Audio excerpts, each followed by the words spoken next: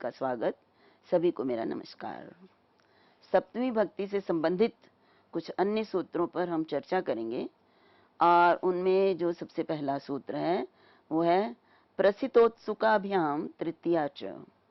मैंने आपको बताया था कि सप्तमी भक्ति के विकल्प से संबंधित सूत्र हैं ये हमारे सामने, तो उनमें से ये सूत्र है। और इस सूत्र में जो वृत्ति में आभ्याम का प्रयोग किया, तो आभ्याम से यहाँ प्रसिद्ध और उत्सुक इन दोनों शब्दों को लिया जाएगा।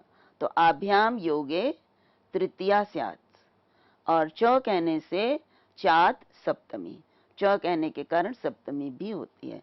तो इस सूत्र का अर्थ है जहाँ प्रसिद्ध, जिस वाक्य में प्रसिद्ध और उत्सुक ये दोनों शब्द प्रयुक्त किए गए हों, तो इनके योग में तृतीया भी होती है और सप्तमी भक्ति का प्रयोग भी होता है। जैसे उदाहरण आपके सामने, प्रसिद्ध उत्सुको वा हरिणा हरौ, अर्थात यहाँ प्रसिद्ध अर्थात होता है लगा हुआ, संलग्न, और उत्सुक का भी वही अर्थ है, उनमें लगा हुआ, उसमें रमा हुआ। तो यहाँ पे प्रसिद्ध प्रसिद्धो वा हरिणा और हरौ, यहाँ पे प्रसिद्ध शब्द का प्रयोग है, इसलिए यहाँ पर हरि से तृतीया भी है और सप्तमी विभक्ति है। तो हरिणा तृतीया और हरौ सप्तमी। और उत्सुक का प्रयोग करें तब भी उत्सुको हरिणा हरौ, तो उत्सुक के साथ भी हरिणा और हरौ ये दोनों विभक्तियों से युक्त पद का प्रयोग होता है। अगला सूत्र आपके सामने है नक्षत्रे च लुपि। अब इसकी वृत्ति यदि हम देखेंगे तो यहाँ पे नक्षत्रे प्रकृत्यर्थे यो लुप्त संज्ञया लुप्यमानस्य प्रत्ययस्य अर्थः तत्र वर्तमानात् तृतीया सप्तम्यौ स्तो अधिकरणे। तो इसको सूत्र को समझने के लिए हमें नक्षत्र शब्द का अर्थ समझना चाहिए कि यह नक्षत्र शब्द किस अर्थ में प्रयुक्त होना चाहिए। तो यहाँ पे कहा नक्षत्रे प्रकृति अर्थे, तो यहाँ पे देखिए नक्षत्र 27 हैं, हम जानते हैं, अश्विनी, भरणी, कृत्तिका, रोहिणी इत्यादि। तो यदि किसी शब्द का जो प्रकृति अर्थ, मूल जो अर्थ है वो नक्षत्र हो, अर्थात शब्द यदि नक्षत्रवाची हो, तो और उसको लुप्त संज्ञया लुप्यमान से, और लोप संज्ञा के द्वारा, लुप्त संज्ञा के द्वारा, देखिए जो लोप भी हम करते हैं तो वो हम हमारे पास सूत्र है प्रत्ययस्य लुक श्लू और लुपहा। तो प्रत्यय का हम लुक भी करते हैं और श्लू भी करते हैं और लुप भी करते हैं। तो यहाँ यदि हम लुप संज्ञा के द्वारा लुप कहकर यदि प्रत्यय का लोप कर देते हैं, अर्थात नक्षत्रवाची, मूल रूप में वो शब्द नक्षत्रवाची है, प्रकृति अर्थ उसका नक्षत्र है, और लुप्त संज्ञया लुप्यमानस्य प्रत्ययस्य अर्थः, और उसका अर्थ लुप्त संज्ञा के द्वारा लुप्त किए गए प्रत्यय का जो अर्थ दे। देखिए इसको थोड़ा सा हम और विस्तार से देखेंगे कि शब्द का अर्थ तो कोई ना कोई नक्षत्र है, जैसे हम अश्विनी है, कृत्तिका है, मूल है, श्रवण है, ये नक्षत्रों के नाम हैं। तो शब्द का अर्थ तो, मूल अर्थ तो नक्षत्र है, वो नक्षत्र अर्थ दे रहा है, लेकिन उससे ऐसा प्रत्यय लगा दिया जाए जो जिसका लुप्त संज्ञा के द्वारा लोप हो जाए, लुप्त संज्ञा के द्वारा वो लुप्त हो जाए, और फिर वो जो शब्द है नक्षत्रवाचक शब्द वो उस प्रत्यय के अर्थ में प्रयुक्त हो जाए, तब वो नक्षत्रवाची नहीं रहेगा, वो उस प्रत्यय का अर्थ देने लग जाएगा। तो उस अर्थ में वर्तमान शब्द से तृतीया और सप्तमी दोनों विभक्तियों का प्रयोग होता है अधिकरण अर्थ में। देखिए अधिकरण अर्थ में सप्तमी अधिकरणे च सूत्र द्वारा सप्तमी होनी चाहिए थी, परंतु प्रस्तुत सूत्र के अनुसार वहां पे सप्तमी और तृतीया दोनों विभक्तियों का प्रयोग होगा। तो मैं आपके सामने उदाहरण देती हूँ। उदाहरण है मूलेन आवहेत अवाहयेद देवी, मूलेन आवाहयेद देवी श्रवणेन विसर्जयेत, ये वाक्य है। तो यहाँ पर बताया कि इसका अर्थ मैं भी पहले आपको बताती हूँ कि मूल में देवी का आवाहन करें और श्रवण में उसका विसर्जन करें। ये एक नियम है कि जब देवी का आह्वान किया जाए तो मूल में किया जाए और उसका विसर्जन किया जाए तो वो श्रवण में किया जाए। तो यहाँ पर मूल नक्षत्र खाली अर्थ नहीं, मूल का मूल नक्षत्र अर्थ नहीं है और श्रवण का श्रवण अर्थ भी नहीं है। तो ये अर्थ क्या है, ऊपर आपके सामने दिया, तेन युक्ता कालः। मूल का अर्थ है मूल नक्षत्र से युक्त काल। तो यहाँ पर जो मूल शब्द है वो मूल नक्षत्र से युक्त काल अर्थ में प्रयुक्त हुआ है। और वो कैसे, लुप विशेषे सूत्र द्वारा मूल शब्द से अण प्रत्यय किया और अण प्रत्यय करके और फिर उसका लुप विशेषे सूत्र द्वारा लुप हो गया। और लुप हो जाने के बाद ये जो अर्थ है ये मूल, ये काल अर्थ में प्रयुक्त हो जाता है, क्योंकि तेन युक्ता काला, तो मूल का अर्थ हो जाएगा मूल नक्षत्र से युक्त काल। तो अब ये कालवाची हो गया, क्योंकि इसका प्रत्यय का लुप करा और प्रत्यय काल अर्थ में है, तो इसलिए यहाँ पर भी मूल नक्षत्र अर्थ ना होकर मूल नक्षत्र से युक्त काल, तो काल अर्थ में यहाँ प्रयुक्त हुआ। तो हम कहेंगे कि मूल नक्षत्र में जो काल है उस काल में देवी का आह्वान करे।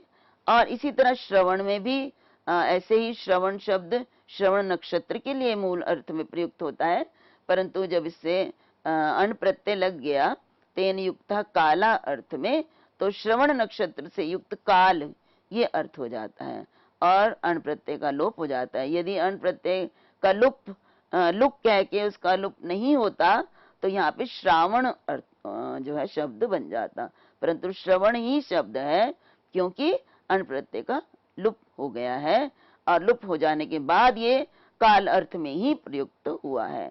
तो श्रवणेन, श्रवण नक्षत्र से युक्त काल, ये अर्थ होगा। श्रवण नक्षत्र अर्थ ना होकर श्रवण नक्षत्र से युक्त काल में विसर्जन करना चाहिए। तो देवी का आह्वान और देवी का विसर्जन किस काल में होना चाहिए, ये इस सूत्र में इस उदाहरण में आपके सामने बताया गया है। तो यहाँ पे मूले श्रवणे इति वा, अब तृतीया भी होती है और फिर सप्तमी भी होती है, तो मूले, मूल और श्रवण ये भी प्रयुक्त होता है। तो लुपी किम, अब कहता है कि लुप कहने का क्या प्रयोजन है, तो जैसे पुष्य शनि, तो यहाँ पर पुष्य नक्षत्र है, मूल अर्थ भी और पुष्य से तेन युक्ता काला अर्थ में प्रत्यय नहीं किया गया है, तो इसलिए हम कहें पुष्य नक्षत्र में शनि है, तो यहाँ पर पुष्य नक्षत्रवाची होने के कारण यहाँ तृतीया ना होकर केवल सप्तमी विभक्ति का ही प्रयोग होगा। अब आपके सामने अगला एक सूत्र है, सप्तमी पंचम्यौ कारक मध्य।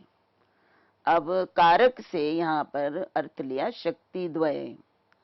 हम जानते हैं कि कारक जो है वो वाक्य में अर्थ को प्रदान करने की शक्ति प्रदान देता है।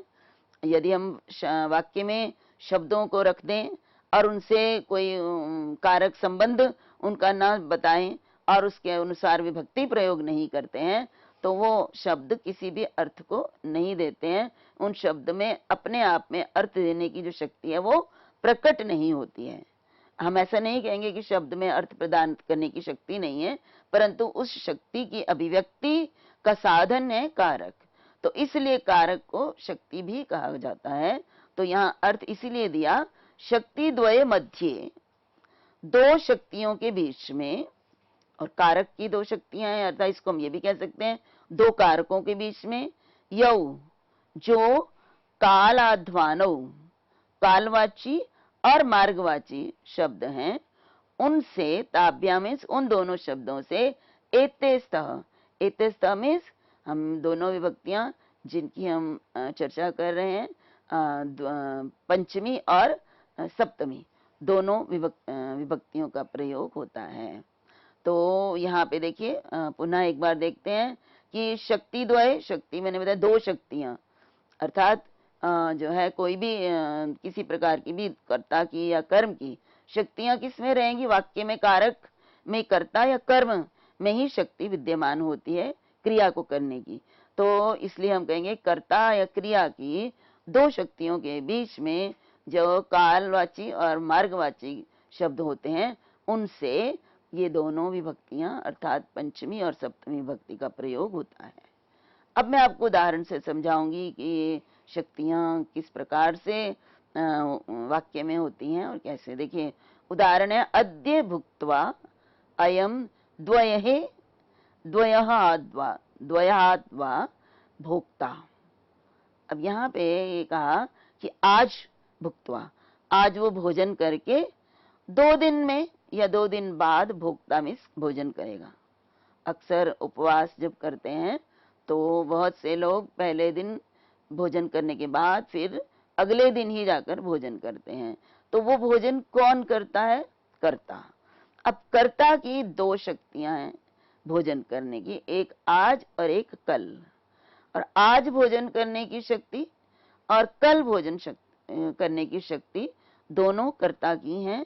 और इन दोनों शक्तियों के मध्य जो है समय क्या है, यहाँ पे 2 दिन, द्वय है, 2 दिन का समय है कि आज खाएगा और उसके बाद 2 दिन बाद खाएगा। तो कर्ता की भोजन करने की जो दो शक्तियां हैं उन दोनों शक्तियों के बीच में द्वयः 2 दिन का जो है वो क्या है, अंतराल है। इसलिए इन दोनों ये जो ये कालवाची शब्द हैं, इस कालवाची शब्द से दोनों विभक्तियां, सप्तमी भी लगेगी द्वयहे और पंचमी भी लगेगी द्वयहाद्वा। वैसे यहाँ पे सप्तमी ही प्राप्त होती है, लेकिन इस प्रकार की जब स्थिति होती है तो सप्तमी भी और पंचमी भी दोनों लगती हैं। तो यहाँ पे कहा कर्तृशक्तयोर मध्य अयम कालः। तो यहाँ कर्ता की दो शक्तियां हैं, भोजन करने वाले की दो शक्तियां हैं भोजन करने की। तो उन दोनों शक्तियों के मध्य में कालवाचक शब्द है, एक बार खाएगा दूसरी बार खाएगा। तो ये दो भोजन करने की शक्तियां कर्ता की हैं और दोनों को पृथक करना है किसने? काल ने। तो इस कालवाची शब्द से सप्तमी और षष्ठी पंचमी दोनों विभक्तियों का प्रयोग होता है। इसी प्रकार से जब हम मार्गवाची शब्द का व्यवधान होता है या अंतराल होता है तो हम उसमें भी सप्तमी विभक्ति का प्रयोग और पंचमी दोनों का करते हैं। जैसे उदाहरण है, इह स्थोयम क्रोशे क्रोशाद्वा लक्ष्यम विध्येत। इह स्थो, यहाँ पर खड़ा हुआ, अयमिस यह व्यक्ति, क्रोशम एक कोस तक, लक्ष्य को बींधता है, बींध सकता है। लक्ष्यम बिंदेत, लक्ष्य को बींध सकता है। मतलब उसका निशाना, उसका लक्ष्य इतना जो है सही है कि वो यहाँ खड़ा है लेकिन एक कोस तक यदि कोई शिकार है तो उसको भी ये बींध सकता है। तो यहाँ पे देखिए इस तो ये करता है, खड़ा है यहाँ पे, तो कर्ता की खड़े होने की शक्ति है, यहाँ पर खड़ा है ये स्थान, तो इस स्थान पर खड़ा है कर्ता और लक्ष्य को बींधता है। तो लक्ष्य कर्म है, तो बिंदन क्रिया लक्ष्य में हो रही है। यहाँ खड़ा है कर्ता और लक्ष्य में बिंदना क्रिया हो रही है। और इन दोनों के बीच में जो मार्ग का अंतराल है वो है एक कोस। एक शक्ति यहाँ पर प्रयुक्त हो रही है कर्ता की और एक शक्ति कर्म में हो रही है बींधे जाने की।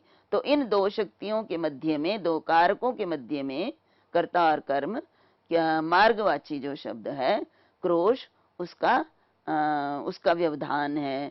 इसलिए इस का जो मार्गवाची शब्द है इससे दोनों विभक्तियों का प्रयोग होगा। इसलिए क्रोशे ये कोस के लिए आता है शब्द और सप्तमी विभक्ति से क्रोशे बनता है। इसी प्रकार से क्रोशात, यहाँ पंचमी, क्रोश शब्द से पंचमी विभक्ति का प्रयोग हुआ है। तो यहाँ पे कहा कर्तृ कर्म शक्तयोर मध्य अयम देशः। तो इस उदाहरण में कर्ता की शक्ति मैंने बताया कि स्थो अयम, यहाँ रहने की जो शक्ति है वो कर्ता की है और बिंधे जाने की जो शक्ति है वो कर्म में है। तो इन दोनों शक्तियों के मध्य में देशः ये काल स्थान है। क्या काल स्थानवाचक शब्द है, कोश मार्गवाचक, मार्ग सूचक। तो इसलिए यहाँ पर पंचमी सप्तमी दोनों विभक्तियों का प्रयोग होता है। अब आगे हम सूत्र देखेंगे। अधिक शब्देन योग्य सप्तमी, ये पंचम्यों दोनों शक्तियों का, दोनों ही विभक्तियों का प्रयोग होता है। ये वार्तिक है, देखिए सूत्र नहीं है, ये वार्तिक है कि यदि अधिक शब्द का योग होता है तो सप्तमी और पंचमी दोनों ही विभक्तियों का प्रयोग होता है। तो यहाँ पे देखिए उदाहरण आपके सामने, अधिक शब्द का यदि संयोग हो या योग हो तो विभक्ति सप्तमी और पंचमी दोनों होती हैं। अब यहाँ पे पाणिनि का सूत्र तो ये नहीं है और वार्तिक है कात्यायन का, तो कात्यायन को प्रमाण देना है कि ये क्यों कह रहे हैं कि यदि अधिक शब्द का योग हो तो सप्तमी और पंचमी दोनों लगती हैं। तो उन्होंने आचार्य पाणिनि के दो सूत्र उदाहरण के रूप में दिए हैं कि आचार्य पाणिनि ने स्वयं ही यहाँ पे अधिक शब्द के योग में एक स्थान पर सप्तमी और एक स्थान पर पंचमी विभक्ति का प्रयोग किया है। इस सूत्र निर्देश के कारण इन्होंने ये वार्तिक दिया कि अधिक शब्द के योग में दोनों विभक्तियों का प्रयोग होता है। तो उन्होंने तदस्मिन् अधिकम ये सूत्र और यस्माद् अधिकम ये सूत्र, तो मैंने आपके सामने दोनों सूत्र को पूर्ण रूप में लिखा है। तदस्मिन् अधिकम इति दशांताद् डः, ये एक सूत्र है, और दूसरा है यस्माद् अधिकम यस्य चेश्वर वचनम तत्र सप्तमी। तो यहाँ दोनों में ही, एक में तदस्मिन् अधिक के योग में अस्मिन में सप्तमी है, और एक यहाँ पे यस्माद् अधिकम, यहाँ भी अधिक के योग में पंचमी का प्रयोग है। तो इस प्रयोग, इन प्रयोगों को देखकर ही आचार्य कात्यायन ने ये वार्तिक दिया कि अधिक शब्द का यदि योग होता है तो सप्तमी पंचमी दोनों विभक्तियां होती हैं। अब अगला सूत्र कर्म प्रवचनीय संज्ञा करता है। हमने कर्म प्रवचनीय से संबंधित सूत्रों की चर्चा द्वितीय विभक्ति के प्रसंग में की थी, विस्तार से की थी। तो कर्म प्रवचनीय किसे कहते हैं ये भी मैंने आपके सामने स्पष्ट किया था। ये एक सूत्र वहीं से लिया गया सूत्र है कि अधि ईश्वरे, अब क्या है, स्वस्वामी भाव संबंधे अधि कर्म प्रवचनीय संज्ञा स्यात्। और यहाँ अधि की कर्म प्रवचनीय संज्ञा देने वाला ये सूत्र है, क्योंकि इसका प्रयोग आगे वाले आने वाले सूत्रों में होगा। तो इस सूत्र का अर्थ है कि स्वस्वामी संबंध है, स्वस्वामी, स्वामी और सेवक का यदि संबंध बताया जाए तो अधि की कर्म प्रवचनीय संज्ञा होती है। तो अधि का प्रयोग करके जब स्व स्वामी भाव संबंध द्योतित होता है तो वहां पर उस अधि की कर्म प्रवचनीय संज्ञा होती है। अब ये सूत्र देने के बाद इस सूत्र का प्रयोग कहाँ हुआ है उससे संबंधित अगला सूत्र आपके सामने है। यस्माद् अधिकम यस्य च ईश्वर वचनम तत्र सप्तमी। यस्माद् अधिकम यस्य च ईश्वर वचनम तत्र सप्तमी। तो यहाँ पे क्या है कि यस्माद् अधिकम, जिससे अधिक हो और जिसके ईश्वर वचनम, जिसके स्वामित्व को बताया जाता है, वहां सप्तमी विभक्ति का प्रयोग होता है। मतलब जिससे अधिक के बताया जाए, अधिक बताया जाए, और यस्य च ईश्वर वचनम, और जिसका ऐश्वर्य बताया जाए, उसमें सप्तमी विभक्ति का प्रयोग होता है जब कर्म प्रवचनीय का योग हो। ये आवश्यक है इसमें। तो ये कर्म प्रवचनीय का योग होने पर ही जिससे अधिक या जिसका ऐश्वर्य बताया जाए उससे सप्तमी विभक्ति का प्रयोग होता है। तो अभी हमने अधि की कर्म प्रवचनीय संज्ञा पढ़ी है, तो यहाँ पे हम उसका प्रयोग करके ही हम स्पष्ट कर पाएंगे। तो हमारे पास उदाहरण है, उपपरार्धे हरेर गुणाः। अधि की है, लेकिन इससे पूर्व मैंने आपको बताया कि कर्म प्रवचनीय के प्रकरण में मैंने आपको अनेक ऐसे उपसर्ग हैं या हम कहेंगे प्रत्यय इत्यादि हैं जिनकी किसी विशेष परिस्थिति में उपसर्ग कर्म प्रवचनीय संज्ञा होती है। तो यहाँ उप अधिक भी कर्म प्रवचनीय है। अधि को यहाँ कहा कर्म प्रवचनीय और उप की कर्म प्रवचनीय होती ही है संज्ञा। तो यहाँ है उप परार्धे हरेर गुणा, अर्थात परार्ध से अधिक जो है हरि के गुण हैं। तो यहाँ पे देखिए अधिक के बताया गया, यस्मात् अधिकम, परार्ध से अधिक हरि के गुण हैं। तो जहां पर अधिक बताया, जिससे अधिक बताया जाए, तो किससे अधिक है गुण? हरि के गुण परार्ध से। तो जिससे हरि जो है अधिक बताया जाए उससे सप्तमी भक्ति का प्रयोग होता है, यदि उसके साथ कर्म प्रवचनीय का योग हो। तो यहाँ पर कर्म प्रवचनीय उप का योग है और परार्ध से हरि के गुणों को अधिक बताया गया, अधिकता बताई गई है, इसलिए परार्ध जिससे अधिक के बताया जाता है उसमें सप्तमी होगी, तो परार्धे का प्रयोग होगा। इसका अर्थ है परार्धात अधिका। तो यहाँ पे वास्तव में पंचमी होनी चाहिए अर्थ में, लेकिन यहाँ क्योंकि उप कर्म प्रवचनीय का प्रयोग है इसलिए यहाँ पर सप्तमी होगी, पंचमी नहीं होगी।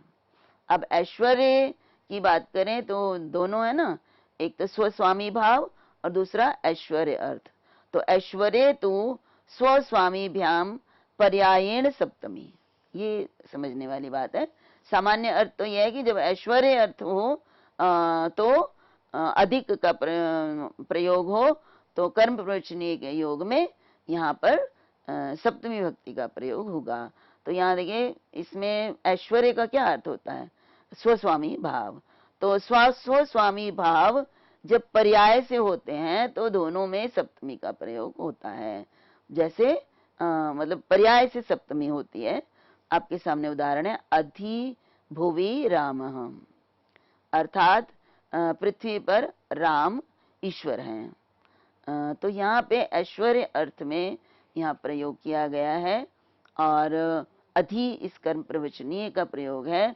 तो किससे ईश्वरत्व है राम का? पृथ्वी से। तो इसलिए इस जो भू शब्द है इसमें सप्तमी भक्ति का प्रयोग हुआ है और भुवि शब्द का भुवि इस पद का प्रयोग किया गया है। तो ऐश्वर्य में स्वस्वामी भाव, इसमें अर्थ है ना पृथ्वी के स्वामी है राम, कहना यही चाहते हैं कि पृथ्वी के ईश्वर हैं राम। तो यहाँ पे राम का ईश्वरत्व पृथ्वी पर है इसलिए, और अधिकर्म प्रवचनीय का प्रयोग है इसलिए भुवि लिखा। अन्यथा यहाँ पे स्वस्वामी भाव संबंध होने के कारण षष्ठी होती तो भुवा होता, लेकिन कर्म प्रवचनीय अधि का प्रयोग है इसलिए भुवा ना होकर भुवि होगा। उन्होंने कहा पर्याय से होता है। यदि हम ये कहते हैं कि अधि रामे भू, अर्थात जो पृथ्वी है वो भू के अधीन है, तो यहाँ पृथ्वी पर राम का अधिपत्य है, तो राम को मैंने पहले प्रयोग किया तो राम में षष्ठी सप्तमी भक्ति होगी। भू को पहले प्रयोग किया तो भू में सप्तमी भक्ति होगी। तो सप्तमी शौंडई इति समास पक्षे तो रामाधीना। हाँ, अगर हम इसका समास करते हैं जैसे अधि भुवि राम, तो अधि राम होगा। जब हम समास करते हैं तो अधि राम, राम है ना, तो जब हम करते हैं तो समास करने पर अधि आ जाता है, हम रामऊ कहेंगे तो अधि का प्रयोग हो जाता है, तो अधि राम होगा। और यहाँ पे जब हम सप्तमी शौंडई से समास करते हैं तो रामाधीनः बनता है, ख प्रत्यय हो जाता है। सूत्र आपके सम्मुख है इस सूत्र से, और ये पूरा सूत्र मैंने आपके सामने लिखा। और जब ख प्रत्यय होता है तो अधि को इन और अधीन बन जाता है और अधीना बन जाएगा। तो इस प्रकार से इस सूत्र के संबंध में मैंने आपके सामने चर्चा की। अब जो अगला सूत्र है वो है विभाषा क्रिय, अर्थात अधि करोतौ प्राक संज्ञो वा स्यात् ईश्वरे अर्थे, अर्थात जब ईश्वर अर्थ हो, स्वस्वामी भाव अर्थ हो या स्वामित्व अर्थ हो, तो अधि के बाद यदि क्री धातु होती है तो इसकी कर्म प्रवचनीय संज्ञा होती है। ये कर्म प्रवचनीय के लिए सूत्र है। और अधि की कर्म प्रवचनीय संज्ञा और कहाँ होती है? तो कहा कि क्री धातु यदि परे हो तो इसकी, और ऐश्वर्य अर्थ हो तो इसकी कर्म प्रवचनी संज्ञा होती है। जैसे उदाहरण है यद अत्र माम अधिकरिष्यति, तो यहाँ पर अधि जो है इसका प्रयोग क्री के साथ है, अधिकरिष्यति, अधिपूर्वक क्री धातु है और लट लकार प्रथम पुरुष बहुवचन है। तो यहाँ अधि का योग जब क्री धातु के साथ होता है तो ईश्वर अर्थ में इसकी कर्म प्रवचनीय होती है, और कर्म प्रवचनीय होने के कारण इसमें कर्म प्रवचनीय युक्त द्वितीया सूत्र द्वारा द्वितीया विभक्ति होती है। तो यहाँ पे यदत्र माम अधिकरिष्यति, माम में द्वितीया है, विनोक्ष्यते इत्यर्थः। इह विनियुक्तो तो ईश्वरत्वम गम्यते, तो विनियोक्तो जो विनियुक्त करने वाला है वो ईश्वर है, स्वामी है। तो इस प्रकार से सप्तमी विभक्ति आज समाप्त हो गई है, और इसी के साथ हमारा संस्कृत व्याकरण का कारक प्रकरण, जिसको कि मैंने आपके सामने आचार्य भट्टोजी दीक्षित की सिद्धांत कौमुदी, पाणिनि के सूत्रों पर लिखी गई सिद्धांत कौमुदी, उसके आधार पर सूत्रों की मैंने चर्चा की आपके साथ, और इसी संदर्भ में मैंने स्थल स्थल पर महाभाष्य से भी, शब्द कौस्तुभ से भी और काशिका वृत्ति से भी जो है व्याख्या को आपके सामने प्रस्तुत किया। तो अभी आपके साथ ये कारक प्रकरण समाप्त हो जाता है। अगले प्रकरण को लेकर मैं आपके साथ पुनः मिलूंगी, और मैं अगले व्याख्यान में कृदंत प्रकरण को लेकर आपके सामने प्रस्तुत होंगी, क्योंकि संस्कृत व्याकरण या संस्कृत भाषा की सबसे बड़ी विशेषता ये है कि इसके जो भाषा है, इसके शब्द हैं बहुत ही विस्तृत और असीमित हैं, और उन शब्दों के विस्तृत होने का या असीमित होने का कारण है एक तो कृदंत और एक होता है तद्धित प्रकरण, अर्थात धातुओं से अनेकों प्रत्यय लगाकर नए नए शब्द बनते हैं, तद्धित प्रत्यय लगाकर भी, शब्दों से तद्धित लगाकर भी नए नए शब्द बनते हैं। तो अब मैं आपके सामने अगले व्याख्यान में कृत प्रत्यय कहाँ कहाँ प्रयुक्त होते हैं और उनके कृदंत के जो सूत्र हैं उनकी विस्तृत व्याख्या करूंगी। तब तक के लिए आप सभी का बहुत बहुत धन्यवाद। सभी को मेरा एक बार फिर नमस्कार।